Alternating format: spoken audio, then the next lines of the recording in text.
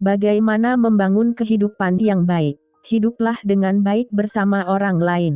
Jalani kehidupan pribadi yang baik. Merasa bersyukur. Gagasan tentang kehidupan yang baik kembali ke zaman kuno. Aristoteles dan Plato memperkenalkan kode etik, moral dan politik sebagai jalan menuju kebahagiaan, karena kehidupan yang baik tidak dapat dibangun di atas keyakinan pribadi saja. Membangun kehidupan yang baik berarti menciptakan suasana di mana kita dapat hidup harmonis dengan orang lain, merasa nyaman dan jujur pada diri sendiri. Metode 1. Jalani kehidupan yang baik dengan orang lain. 1.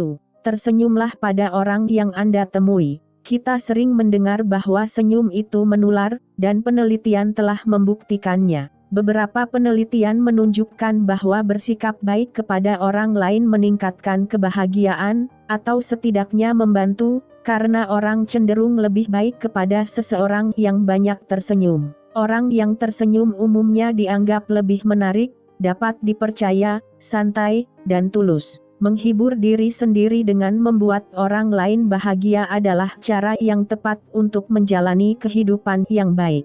2. Bantu orang lain. Penelitian menunjukkan bahwa membantu orang lain berhubungan langsung dengan kesejahteraan hidup seseorang. Salah satu makna terpenting dari kehidupan yang baik adalah kepedulian terhadap orang lain. Menjadi sukarelawan untuk membantu orang lain dapat menghasilkan kualitas hidup yang lebih baik, misalnya, meningkatkan kebahagiaan, harga diri, kesehatan dan memperpanjang hidup. Bantu orang lain dengan meluangkan waktu untuk mendengarkan masalah mereka. Biasanya, orang hanya ingin berbagi masalah dengan teman. Dengan mendengarkan, Anda sudah membantu orang lain. Apakah Anda bisa menawarkan solusi atau tidak? Mengutip Dalai Lama, jika Anda ingin orang lain bahagia, hiduplah saling mencintai. Jika Anda ingin bahagia, hiduplah saling mencintai. Merawat orang lain, bukan hanya diri sendiri, adalah cara umum untuk menjalani kehidupan yang baik dengan orang lain. 3. Abaikan keyakinan bahwa hidup itu adil. Banyak orang diajari sebagai anak-anak bahwa hidup itu adil. Namun, pandangan bahwa usaha atau kualitas pribadi tertentu memiliki hasil tertentu hanya akan membawa pada kehidupan yang penuh kekecewaan dan kemarahan. Lupakan. Mengambil tanggung jawab atas tindakan Anda sendiri adalah keterampilan penting untuk dikembangkan. Sebagian besar waktu Anda mengalami situasi di luar kendali Anda. Jika Anda terus berfokus pada hal ini, Anda tidak akan mengembangkan kemampuan untuk menciptakan perubahan positif dalam hidup Anda sendiri. Terimalah hal-hal yang tidak dapat Anda ubah, ubahlah hal-hal yang dapat Anda ubah. Salah satu aspek terpenting dalam membangun kehidupan yang baik adalah mengingat untuk membenci orang lain. Ada pepatah mengatakan, kebencian itu seperti meminum racun dan menunggu yang lain mati. Kemarahan tidak hanya menghancurkan kualitas hidup Anda sendiri, tetapi juga hubungan dengan orang-orang di sekitar Anda. Orang tidak selalu harus setuju dengan Anda, tetapi itu tidak berarti Anda atau orang lain salah. Artinya ada dua pendapat tentang hal yang sama dan itu wajar. 4. Perlakukan orang lain dengan kejujuran, rasa hormat, dan kebaikan. Sikap ini tidak tergantung pada bagaimana orang lain memperlakukan Anda. Wartawan keuangan Panos Mourdoukotas berkata, melakukan kejahatan terhadap orang lain mengakibatkan dua korban. Orang yang terluka dan pelakunya sendiri, balas dendam atau menuntut keadilan dari orang lain mengarah pada siklus penderitaan dan kekecewaan tanpa akhir, yang hanya dapat dipatahkan oleh prinsip-prinsip sederhana. Mengatakan kebenaran dengan bijaksana adalah cara untuk hidup dengan baik. Banyak orang tampaknya mengatakan yang sebenarnya tentang orang lain ketika mereka benar-benar bergosip. Perhatian yang Anda dapatkan mungkin terasa menyenangkan pada awalnya, namun dalam jangka panjang gosip akan merusak hubungan Anda dengan orang lain sebelum bertindak. Pertimbangkan dahulu apakah aku sendiri bisa menerima jika orang lain mengatakan hal yang sama tentang aku atau melakukan hal ini kepadaku. Jika jawabannya tidak, pertimbangkan lagi tindakan Anda. 5. Hargai persahabatan Anda dengan orang lain. Kualitas persahabatan berdampak langsung terhadap kebahagiaan seseorang. Teman bisa meningkatkan rasa memiliki dan membuat hidup terasa lebih bermakna. Orang-orang yang berniat baik akan membantu Anda mengubah kebiasaan buruk untuk memperbaiki kualitas hidup Anda. Jalinlah hubungan dengan teman-teman dan anggota keluarga dengan menelepon mereka secara teratur dan melakukan kegiatan bersama agar mereka tahu bahwa Anda peduli. Namun, keakraban tidak tergantung pada pertemuan secara fisik sebab teman-teman di media sosial juga memberikan pengaruh positif terhadap kualitas hidup seseorang. Orang-orang di dalam jejaring sosial yang kuat cenderung memiliki kekebalan tubuh yang lebih baik, jarang terkena flu, tidak mudah stres, dan menjalani kehidupan yang lebih baik karena alasan yang belum bisa dipastikan.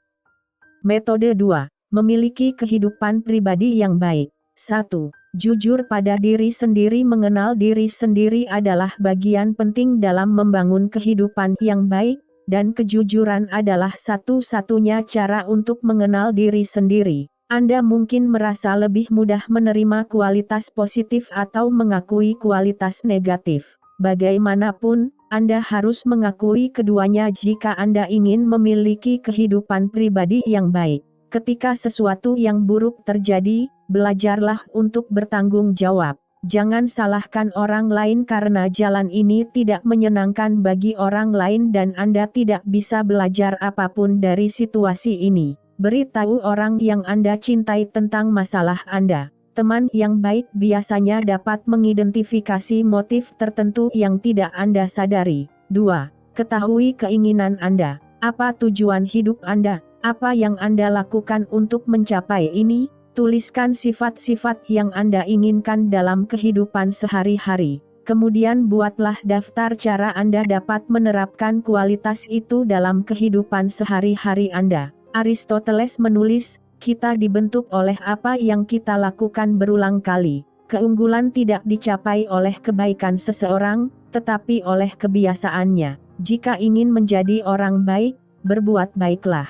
Tidak mudah untuk mengatakan dengan jujur apa yang Anda inginkan. Banyak orang mencegah diri mereka untuk menjalani kehidupan yang baik karena mereka terlalu menekankan pada apa yang mereka inginkan tetapi tidak dapat mencapainya karena keadaan hidup lainnya seperti kondisi keuangan, kewajiban keluarga, tekanan keuangan, DLL. Ini hanya melanggengkan mitos bahwa dia adalah korban, sebuah kepercayaan yang menghancurkan kegembiraan hidup. Jika Anda tidak dapat menentukan tujuan terpenting dalam hidup Anda, mulailah dari yang kecil. Merasa bahwa Anda dapat mengontrol dan bertanggung jawab atas segala sesuatu yang terjadi dalam hidup Anda merupakan bagian penting dalam membangun kehidupan yang baik. 3. Tuliskan ketakutan yang Anda rasakan. Ketika Anda mengidentifikasi hal-hal yang membuat Anda takut, Anda dapat melihat bagaimana ketakutan itu menghalangi hidup Anda dengan cara yang tidak dapat Anda bayangkan sekarang. Misalnya, jika Anda takut disebut idiot,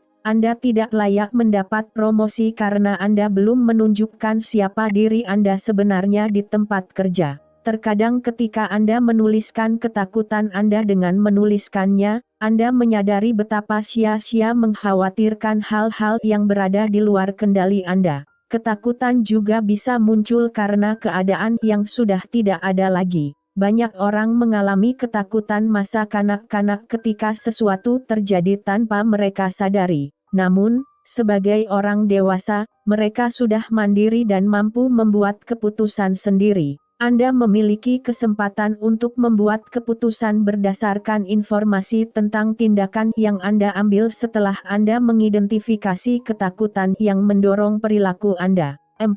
Kembangkan penerimaan diri. Ingatlah bahwa tidak ada orang yang sempurna. Kita semua punya kesalahan, kita membuat kesalahan dan kita melakukan apa yang tidak ingin kita lakukan. Mark Twain berkata, seorang pria tidak bisa menjadi baik kecuali dia membiarkan dirinya menjadi baik. Hidup yang baik bukanlah hasil dari pilihan yang tepat, tetapi dari kemampuan untuk menerima diri kita apa adanya, termasuk menerima keterbatasan kita. Penerimaan diri membutuhkan kejujuran sehingga Anda tidak menyangkal apa yang Anda lakukan atau tidak lakukan dan konsekuensi dari masing-masing. Menerima diri sendiri berarti menjaga diri sendiri. Seperti cara apapun untuk menunjukkan bahwa Anda peduli pada diri sendiri, penerimaan diri adalah keterampilan yang harus dipelajari secara sadar dan terus-menerus, karena kualitas diri Anda terus berubah seiring berjalannya waktu. 5. Lakukan latihan mindfulness. Berfokuslah pada momen saat ini dengan mempraktikkan teknik yang umumnya dikenal sebagai mindfulness. Penelitian menunjukkan bahwa teknologi dapat meningkatkan kualitas hidup seseorang. Kenali saat pengalaman masa lalu menciptakan ketakutan atau kekecewaan tentang masa depan. Fokus pada napas Anda selama 10 napas. Meskipun praktik praktis ini sangat sederhana, itu akan memberikan efek positif pada kehidupan Anda jika Anda melakukannya secara teratur dari waktu ke waktu. Tetap berpegang pada kebiasaan harian Anda alih-alih menetapkan tujuan jangka panjang. Misalnya, rencanakan untuk berlatih setiap hari alih-alih Anda ingin memenangkan triathlon dalam sebulan. Alih-alih mencoba menurunkan 10 pon, buatlah keputusan untuk makan sehat setiap hari. Setelah Anda menetapkan tujuan, uraikan menjadi tujuan harian yang lebih mudah untuk Anda capai. Metode 3 Saya merasa bersyukur. 1. Buat daftar rasa syukur. Penelitian psikologi positif telah menemukan hubungan langsung antara kemampuan menghargai atau mengungkapkan rasa syukur dan kebahagiaan. Selain itu, rasa syukur juga terbukti berdampak positif pada kesehatan fisik, menurunkan tekanan darah tinggi, memperkuat sistem kekebalan tubuh dan merasa lebih dekat dengan orang lain. Jika Anda menuliskan semua hal yang Anda syukuri, besar dan kecil, Anda dapat memupuk rasa syukur dalam kehidupan sehari-hari. Banyak orang menulis dalam jurnal rasa syukur, seperti kata pepatah lama, hitung berkat Anda atau buatlah daftar semua hal yang dapat Anda syukuri melalui doa atau meditasi setiap hari. Menggantung foto, gambar, atau kalimat pengingat di rumah Anda adalah cara lain untuk mengingatkan diri sendiri agar selalu bersyukur. 2. Kirim pesan terima kasih. Penelitian dalam psikologi positif menunjukkan bahwa mengungkapkan rasa terima kasih kepada orang lain atas bantuan mereka berhubungan langsung dengan kehidupan yang lebih baik. Surat terima kasih dapat ditulis di atas apa saja, besar atau kecil. Pesan tersebut tidak hanya berupa emotikon, tetapi juga ditulis dalam bentuk surat yang menggambarkan peristiwa penting dalam hidup seseorang. Anda mungkin ingin berterima kasih kepada almarhum. Tulis surat ucapan terima kasih atas dampak positif yang mereka berikan dalam hidup Anda. Meskipun surat ini belum dikirim, ada baiknya Anda menulisnya. 3. Setel pengingat untuk mengucapkan terima kasih.